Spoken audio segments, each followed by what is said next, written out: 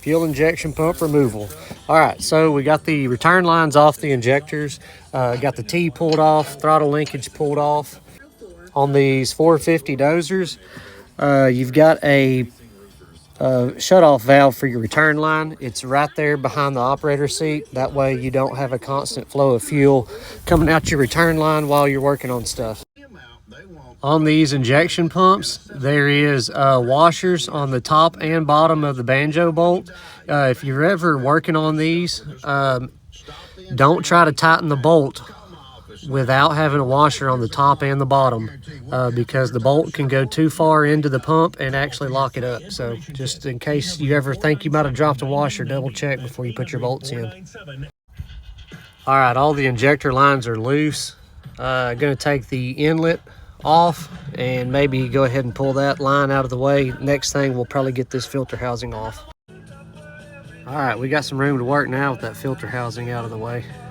I'm going to take a quick second here to soak this in. 4 is behind 3. 3 goes in front of 2. Whoops. Yeah, 3 goes in front of 2. 2 coils around. 1 is tied to 3. And they wrap around the back. I might need to come back here when I try to put them lines back in. Let's unbolt them injectors.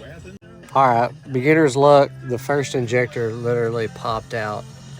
Super easy. I just put this little pry bar right underneath the injector. Has that little tab that's actually for the real puller, but I just put my little pry bar in there and popped it up.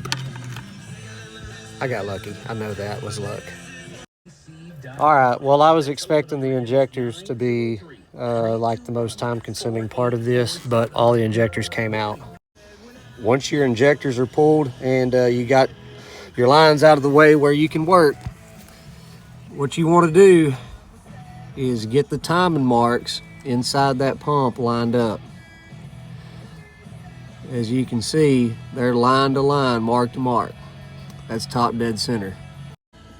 You'll probably need an S wrench to get the bolt between the block and the pump.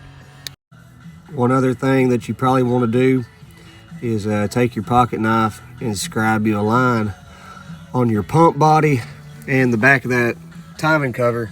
That way when you go to put your pump back on, you can line that up, because there's some adjustment in the mounting holes on the pump. Once your pump is off, you'll notice on the drive shaft there's a dot on one side, and inside the pump itself there's a dot. When you put it back together, line up your timing port, line up the dots on the drive shaft and inside the pump, slip it back on. You have to replace these seals. We call them umbrella seals. You have to just, gently put that on there without messing up them seals, and you should be back in time.